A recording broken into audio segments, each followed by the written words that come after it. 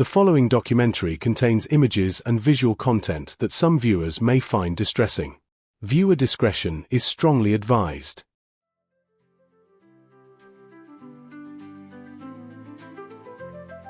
Hello and welcome back to Emerald Chronicle, where we uncover the hidden stories and forgotten corners of Irish history, blending fact with the enduring power of myth and folklore. Today, we delve into one of the most tragic periods Ireland has ever known, the Great Hunger, or in Gorta Mór, the Great Hunger. We often hear of the millions who starved or emigrated, but the famine pushed people to the very edge of human endurance, forcing them to make unthinkable choices for survival. We explore not just the grim paradox of seeking refuge in prison, but also the even darker, more difficult possibilities. The extreme acts and whispers of horror so profound, they remain largely unspoken. And central to this story of desperation is the grim reality of what people were forced to eat simply to stay alive, even as food was being shipped away from their shores. Join us as we explore Famine's Edge, Ireland's unthinkable choices.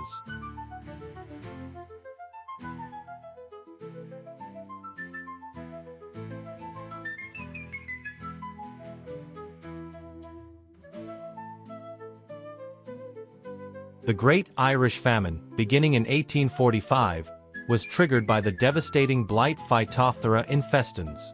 This blight annihilated the potato crop, which was the staple food for a third of Ireland's population. As successive harvests failed year after year, starvation became rampant, particularly in the rural West, where reliance on the potato was highest. The British government's initial response was widely seen as inadequate. It relied on flawed laissez-faire economic principles and implemented insufficient relief efforts like soup kitchens and public work schemes. These often proved too little, too late, or too arduous for the starving and weakened population. The sheer scale of the catastrophe overwhelmed existing social structures and exposed the deep-seated poverty and vulnerability of the Irish peasantry, who were largely tenant farmers dependent on a single crop for survival. With their primary food source gone, the population was left scrambling for anything remotely edible. This desperate search would redefine the very concept of sustenance for millions. Amidst this unfolding horror, a grim and unexpected phenomenon began to emerge. As traditional sources of food vanished and official relief faltered, some desperate individuals made a calculated, albeit tragic, decision. They committed minor, non-violent crimes, often theft of food, begging in areas where it was prohibited, or vagrancy. They did this specifically to be arrested and imprisoned. This was not an act of criminality born of malice or intent to harm, but of sheer, agonizing desperation. The logic was starkly simple and brutal. While the outside world offered only the certainty of starvation and disease, the prison system, however harsh and dehumanizing, guaranteed at least a minimal level of food and shelter. This was a basic provision denied to millions struggling in their own ruined homes or on the roads. This desperate strategy highlights the abject failure of the official relief mechanisms and the horrifying choices forced upon the Irish poor. The workhouses, intended as a last resort under the poor law system, were often overcrowded, disease-ridden, and deliberately punitive, designed to deter all but the most desperate. They separated families and demanded back-breaking labor for meager rations. For some, the structured, if brutal regime of the prison, with its guaranteed, albeit monotonous, diet, represented a perverse form of security. It was a horrifying indictment of the times that incarceration could be perceived as a refuge from the ravages of hunger and disease sweeping the countryside. It offered a grim alternative to the slow, agonizing death by starvation that awaited many outside.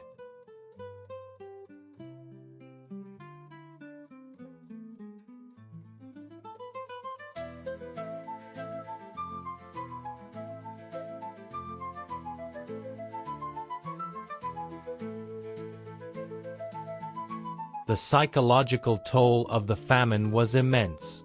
It eroded not just physical health but also hope, spirit, and dignity. Families watched helplessly as their children wasted away from hunger and disease. The social fabric of communities, once strong and supportive, began to fray under the relentless pressure of death and despair.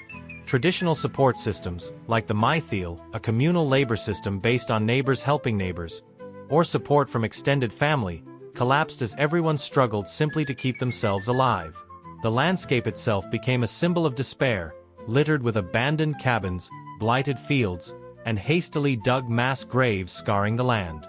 The constant, gnawing agony of hunger and the pervasive fear of death created an environment where conventional morality could be challenged by the primal instinct for survival. This pushed people to consider options they would never have contemplated before the famine. For those who chose the path to prison, the decision was rarely taken lightly. It was almost always a last resort, after exhausting all other options. Selling off every last possession, seeking help from relatives who had nothing left to give, attempting the perilous journey of emigration, or applying for the feared workhouse relief. The act of deliberately breaking the law, even a minor one, carried significant social stigma within their communities and the certainty of separation from any loved ones who remained outside. Yet, the alternative was often a slow, agonizing death from starvation or fever.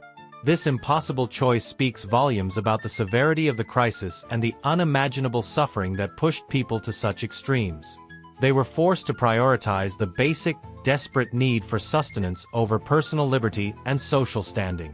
The rumor of guaranteed food, however meager and unappetizing, within prison walls became a desperate beacon of hope in a land of pervasive, inescapable hunger.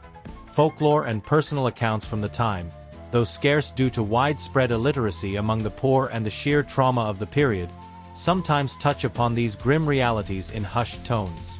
Stories passed down through generations speak of individuals who took a loaf from a baker's window or spoke back to the peelers, policemen, not out of inherent criminality or defiance, but with a quiet, desperate resolve born of necessity.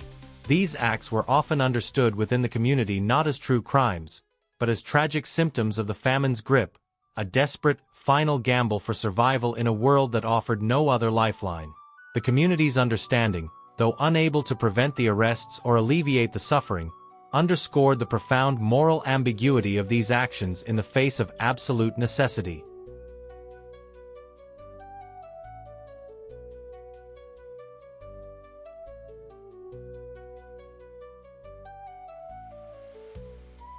The deliberate seeking of imprisonment placed an unprecedented strain on the already limited and often brutal Irish prison system. Designed primarily to house convicted criminals and maintain order, it was never intended to function as a famine relief mechanism. As starving people sought a rest, the jails quickly became severely overcrowded. Conditions within the prisons deteriorated rapidly as the number of inmates swelled far beyond their intended capacity. Sanitation was poor, and disease spread easily through the weakened population crammed into small spaces. While the basic provisions in prison were, crucially, better than starvation outside, they were often meager and monotonous. Typically a daily diet of thin stirabout, oatmeal porridge, and hard bread. It was barely enough to sustain life, but it was significantly consistent. The physical infrastructure of the prisons was simply not built to accommodate such a large, non-criminal population seeking refuge from hunger. Prison governors and staff were often bewildered by this new type of inmate.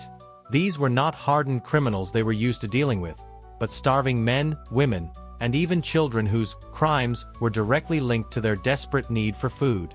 This presented a complex moral dilemma for some officials, caught between the punitive nature of their role within the justice system and the obvious humanitarian crisis unfolding before their eyes. While the system itself remained harsh and unforgiving, individual acts of small kindness or leniency might have occurred, though the overriding focus was on maintaining order and adhering to regulations designed for a different class of prisoner. The official response to the overcrowding was varied and often reactive, rather than proactive. Some prisons attempted to expand their capacity, others introduced stricter criteria for admission, and the legal system struggled to process the sheer volume of minor cases related to poverty and vagrancy. The bizarre paradox of jails becoming unintended refuges was not lost on contemporary observers. Newspaper reports from the time occasionally noted this strange situation, highlighting how the system designed to punish was now inadvertently offering a perverse form of survival that the system designed to provide relief was failing to deliver.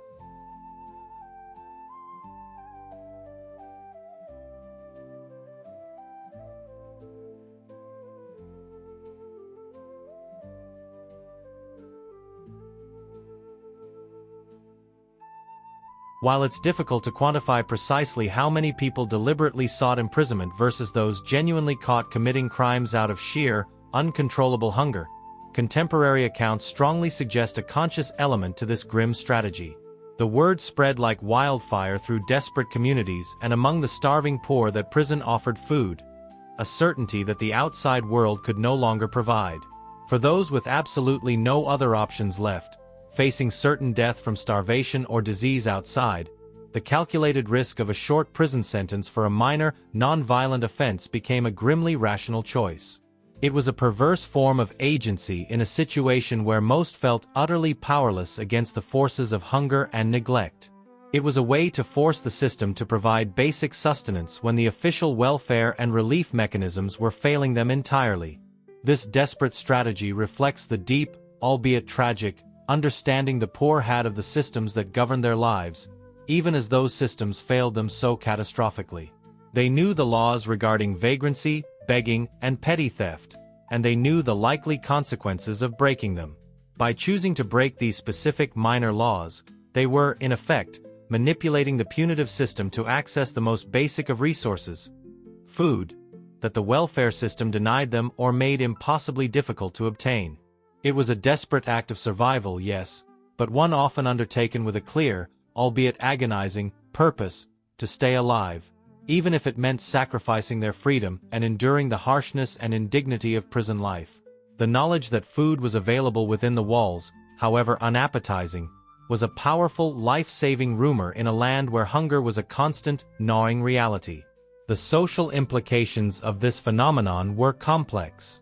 While some in authority, adhering to strict Victorian views on poverty and criminality, viewed these individuals purely as criminals deserving of punishment, others recognized the underlying, overwhelming desperation that drove their actions. For the communities left behind, the absence of those who had gone to prison was another loss, adding to the widespread grief. But perhaps it was also tinged with the grim hope that their loved ones were at least being fed and had a chance, however small, of survival.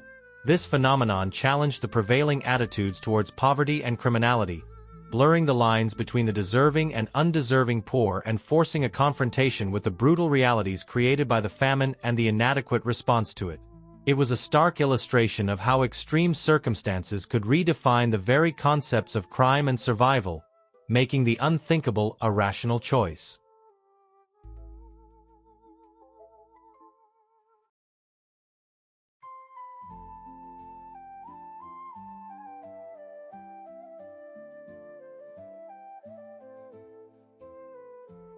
The British government's response to the famine was heavily influenced by prevailing economic ideologies of the time, particularly laissez-faire and Malthusianism.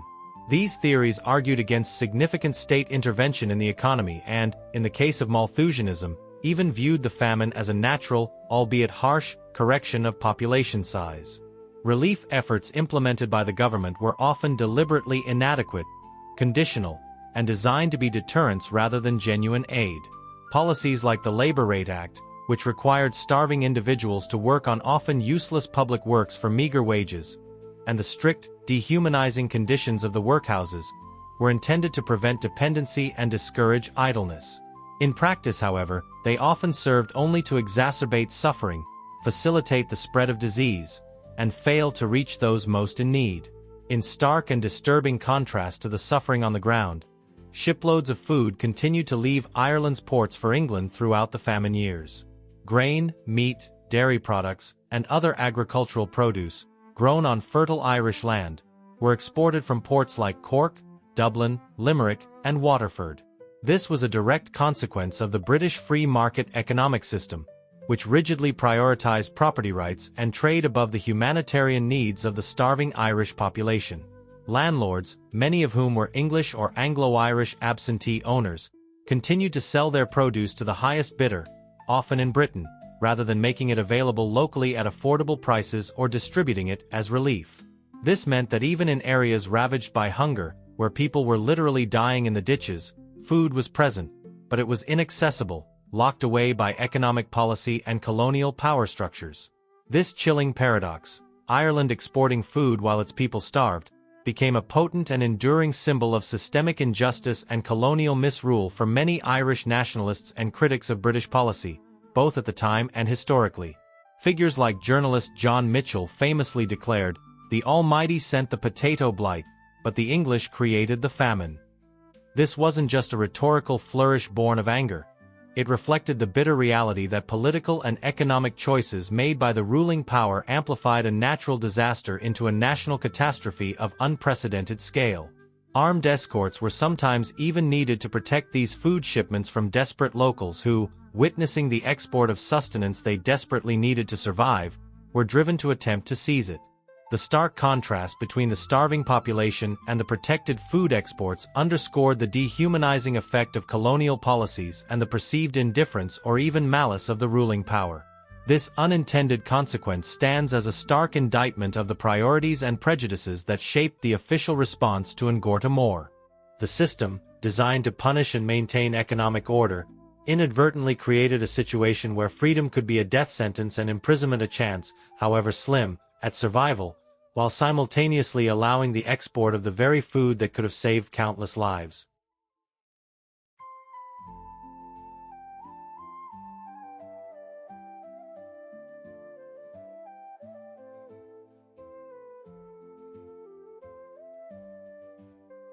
The immediate consequence of the influx of famine-driven inmates was the severe overcrowding and deterioration of conditions within Irish prisons. This contributed significantly to the spread of disease among the incarcerated population. While prison might have offered a temporary reprieve from the immediate threat of starvation, it was far from a safe or humane haven. Many inmates still succumbed to famine-related illnesses like dysentery, typhus, and fever, which thrived in the close, unsanitary quarters. The experience of imprisonment, even for a minor offense committed out of desperation, also carried a lasting social stigma. This could impact an individual's ability to find work or reintegrate into society after release, adding yet another layer of hardship to their already precarious lives. Beyond the documented realities of prison life and the failures of official relief, the famine pushed some individuals to the absolute edge of human endurance. In the darkest corners of the affected regions, where death was a constant companion, the unthinkable became a terrifying possibility. While official records remain largely silent on the subject, and it is a deeply taboo topic in Irish history, whispers and rumors circulated of horrors so profound they are rarely spoken aloud even today. These were not widespread occurrences, but isolated, desperate acts born of the most extreme conditions imaginable. The possibility that, in the face of certain death, some may have crossed the ultimate boundary of human morality simply to survive. This shadow narrative of the famine, rarely appearing in official histories but persisting in fragmented accounts and hushed folklore, reflects the profound moral collapse that can occur when society's basic structures disintegrate entirely under the weight of catastrophe and neglect. The very existence of such rumors, hinted at in some contemporary reports and passed down in hushed tones through generations, speaks volumes about the depth of the suffering and the breakdown of human norms. It is a horrifying testament to the conditions created by the famine and the inadequacy of the response, where the fight for survival could potentially lead to acts that defy comprehension and remain a source of deep unease. There are depths of misery and degradation in the remote districts that cannot be spoken of in polite company. Acts that defy the very nature of man, and sights that would curdle the blood, including the forced parting of parent and child, the callous removal of the dying, the consumption of things no human should ever eat, the burning of the very wood meant for the dead, the final, desperate act of self-destruction, the refusal of the starving to enter the gates of the poorhouse, and the tragic fate of the orphan children sent across the sea. Private letter from a relief worker in County Mayo, 1848, page 9, adapted. The following sequence contains images and visual content that some viewers may find distressing. Viewer discretion is strongly advised. The historical record of the Great Famine, while extensive in documenting death rates, emigration, and relief efforts, is notably silent on the subject of cannibalism. Official reports, parliamentary papers, and even most private diaries and letters from the time largely avoid this topic. This silence is not necessarily conclusive proof of absence, but rather a strong indicator of the extreme taboo surrounding such acts. For a society deeply rooted in Christian morality and facing an unprecedented national trauma, the possibility of people being driven to such lengths would have been profoundly shocking and shameful, something to be suppressed, denied, and ultimately, forgotten in official memory. However, hints exist in the margins and in fragmented local accounts that reveal the famine's darkest extremes. Beyond the whispers of cannibalism, other harrowing examples of desperation surface, acts so painful they are often difficult to revisit. Relief Inspector Captain Arthur Kennedy, working in the hard-hit West Cork town of Skibbereen, documented a chilling case where a mother reportedly smothered her infant child. She was unable to bear watching the baby slowly starve to death, an act born of utter despair rather than cruelty. Such acts of desperate euthanasia or the abandonment of children too weak to survive became part of the famine's grim reality, often hidden from official view but tragically known within devastated communities. The sight of mothers lying beside their dead or dying children, completely broken and waiting for their own end, was a tragically common and heartbreaking scene. One of the most heartbreaking and revealing extremes was the act of selling children into servitude. Unable to feed their sons and daughters, some parents made the agonizing decision to send them away with strangers, often English landlords, clergy, or agents who offered a semblance of care. These arrangements were sometimes framed as acts of charity, a way to give the child a chance at life. But in the context of the famine's brutal power imbalance, they often bordered on human trafficking.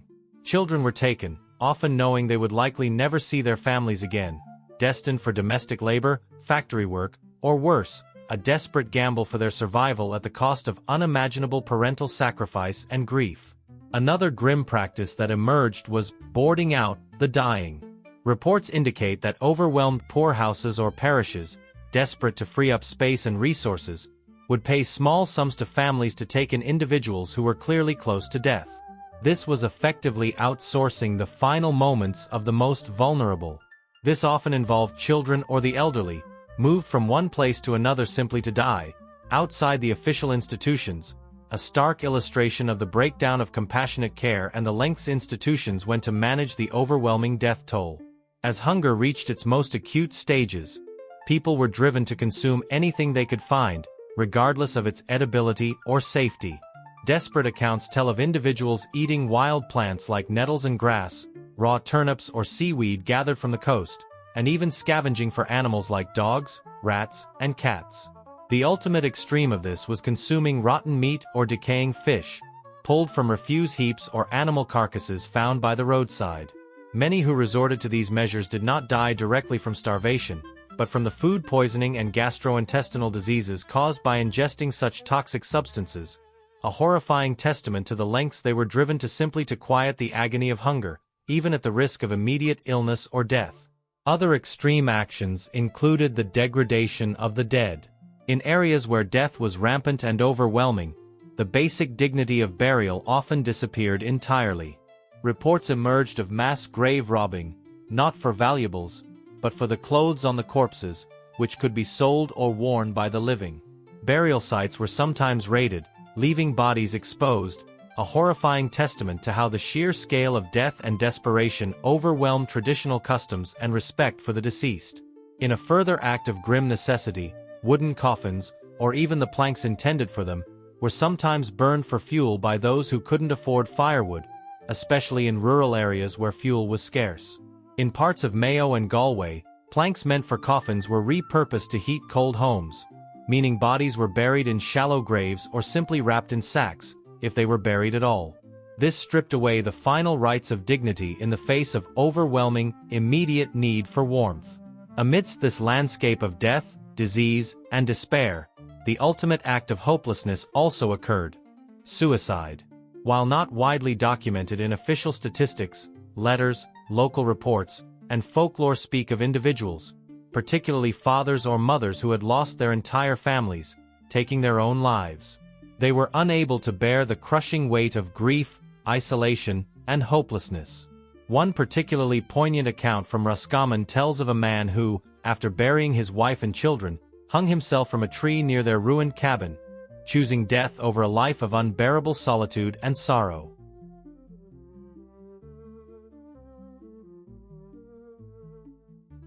Even the workhouses, intended as a form of relief, were so feared and reviled due to their brutal conditions, the forced separation of families, and the indignity of the regime, that some people chose to die outside their gates, or in the cold ditches by the roadside, rather than enter. Entire communities sometimes collectively refused this last, degrading resort, a tragic testament to the value placed on family unity and personal dignity even in the face of certain death. Adding to the immense human cost was the mass emigration of orphan children.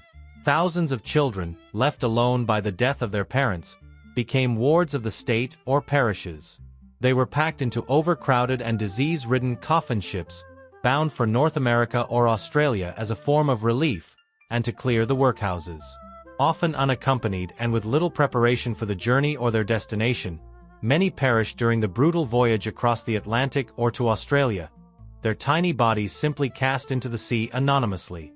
Those who survived faced uncertain and often harsh futures in foreign lands, frequently ending up in urban poverty, forced labor in sweatshops, or even prostitution, a devastating, long-term consequence of the famine's destruction of family structures.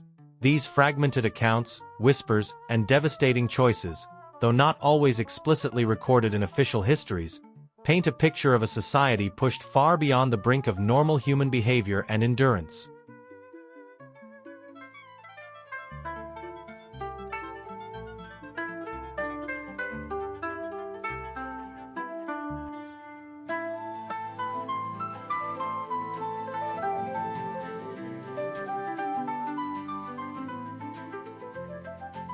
The famine was not simply a natural disaster caused by a potato blight. It was a catastrophe exacerbated and amplified by political choices and colonial neglect. The British government's rigid adherence to laissez-faire economic theories, their reluctance to intervene effectively with sufficient aid, and policies that prioritized property rights and economic theory over human lives created the conditions where extreme desperation flourished and society began to unravel. The failure to provide adequate food, shelter, and medical aid on a sufficient scale meant that the social contract broke down entirely in the hardest-hit areas. When the state fails in its most basic duty to protect its most vulnerable citizens from starvation and disease, the very foundations of society are shaken, and the unimaginable can become a terrifying reality for ordinary people.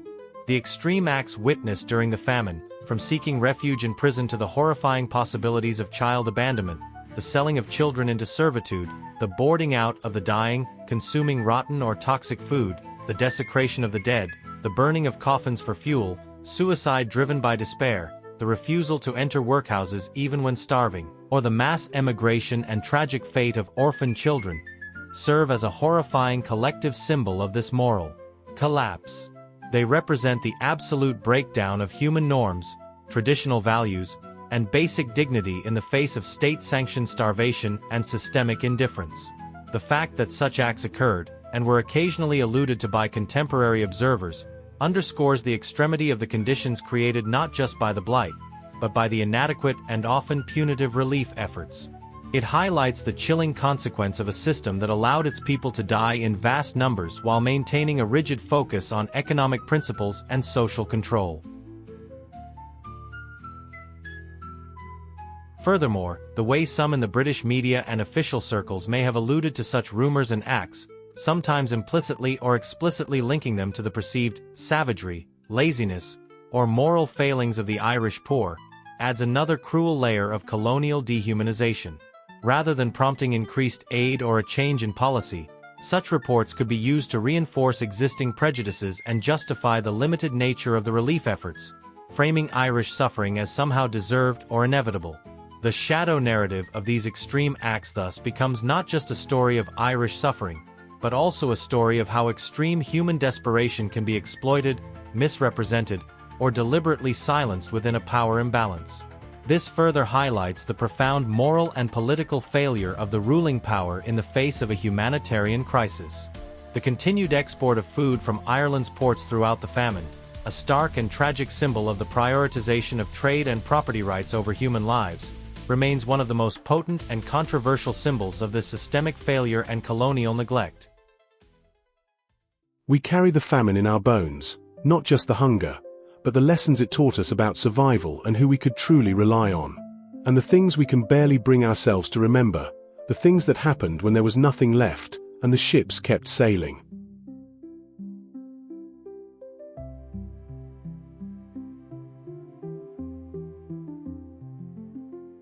The Great Famine left an indelible and complex mark on Irish identity and collective memory.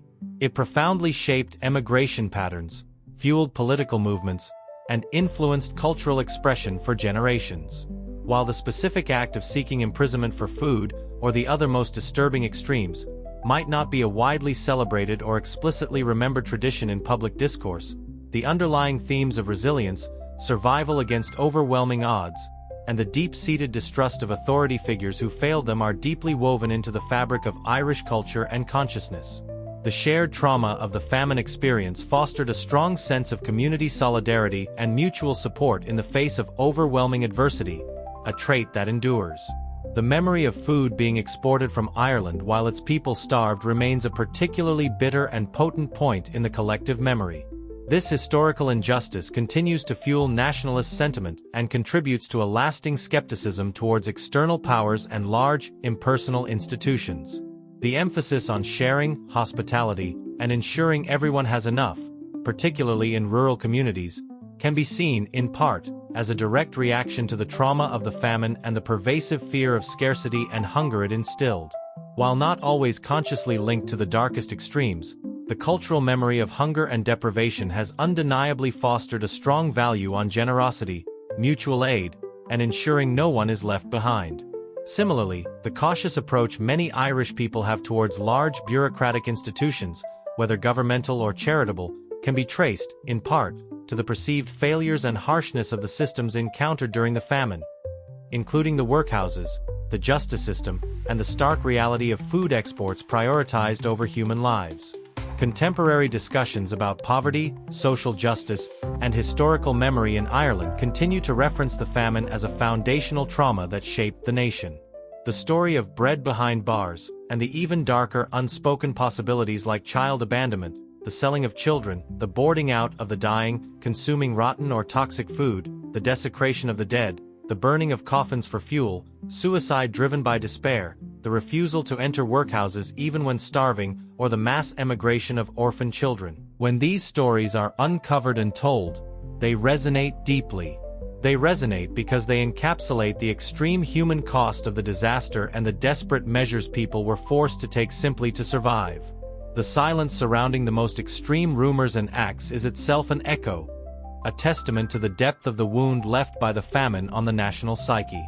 It serves as a powerful, if grim, reminder of the past, informing modern perspectives on vulnerability, survival, and the ethical responsibilities of the state and society towards its most vulnerable citizens. It is a hidden history, a shadow narrative, that continues to shape the present, a history where the memory of starving people watching food ships sail away is never far below the surface of national consciousness.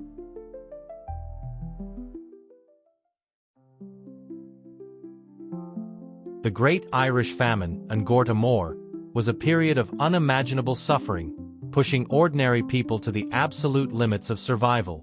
Who were these people? Primarily impoverished Irish peasants, tenant farmers, and laborers, whose lives were shattered by the blight and the inadequate response of the ruling power. What did they do? Their actions, driven by extreme hunger, ranged from the grim paradox of deliberately committing minor crimes like petty theft or begging to find refuge and food in prisons, to even more horrifying choices.